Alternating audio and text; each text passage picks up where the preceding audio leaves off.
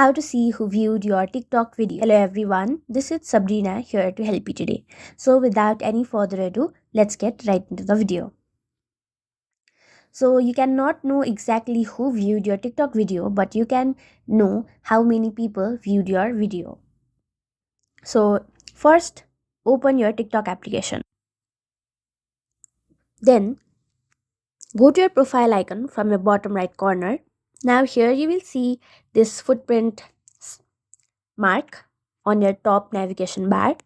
Now simply turn on your profile view history, and doing this will allow you to see who viewed your profile instead of who viewed your videos.